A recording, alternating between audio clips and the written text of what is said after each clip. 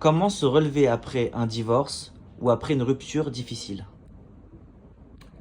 Il existe beaucoup de réponses différentes. Pour la simple et bonne raison, c'est qu'on est tous différents les uns des autres. Il y a des gens qui sont beaucoup plus faibles, certaines personnes qui ont des cicatrices plus profondes que d'autres. Et puis ça dépend de l'investissement qu'on a eu chacun de nous dans notre couple. Ce qui fait qu'on ne peut pas adapter une thérapie générale pour tout le monde dans cette question-là. Mais il y a quand même trois bases essentielles.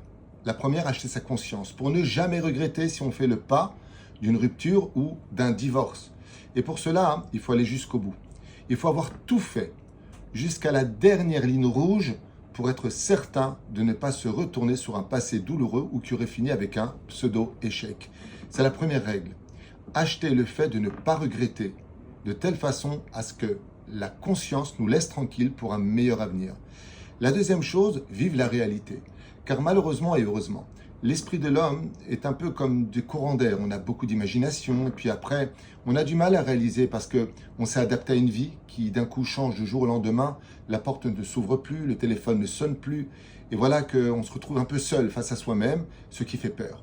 Et donc, cette rupture ou ce divorce doit être soigné par la réalisation. Il faut réaliser. Il faut réaliser que maintenant, eh bien, on est divorcé ou que maintenant, on n'est plus avec son conjoint ou sa conjointe. Quand on vit la réalité, on souffre beaucoup moins que de vivre souvent dans l'imagination, voire l'utopie. Et la troisième chose, se reformater une vie. C'est-à-dire que, comme vous le savez tous, nul n'est indispensable et très souvent, on va devenir dépendant. Dépendance affective, dépendance financière, dépendance de dialogue et autres.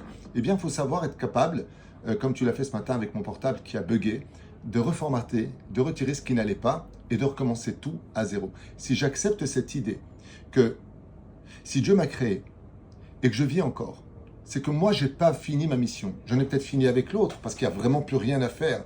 Mais moi, ma vie continue. Et qu'aujourd'hui, je ne dois compter que sur deux êtres, Dieu et moi-même. Si je vis cela et que je suis capable de me reformater une vie, allez, je repère du poids, je fais du sport, je me donne à fond de ce que j'ai envie de vivre, je vis un peu mes passions, j'aimais peindre, je vais faire de la peinture, je ne pouvais pas les cours de Torah, je vais aller à des cours de Torah. Je vais me créer un univers, un seul vrai ami pour un homme et une seule vraie amie pour une fille peuvent suffire pour pouvoir épancher son cœur et puis redémarrer à zéro. Vous savez, après l'orage vient souvent le soleil. Alors on l'attend ce soleil, mais en réalité, après une rupture, c'est à nous d'être le soleil ou alors d'aller chercher. Parce que en réalité, la vie continue à briller si toi, tu continues à sourire.